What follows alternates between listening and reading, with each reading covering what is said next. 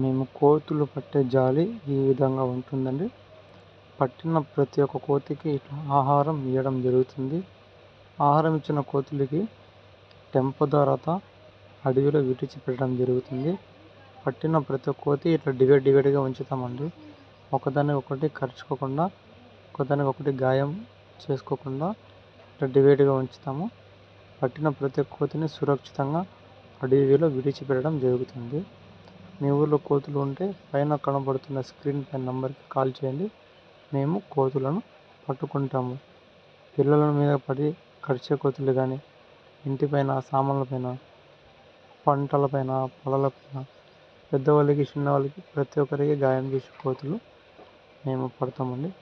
పైన ఉన్న స్క్రీన్ పైన నంబర్కి కాల్ చేయండి. మేము మీ ఊళ్ళో రావడం జరుగుతుందండి.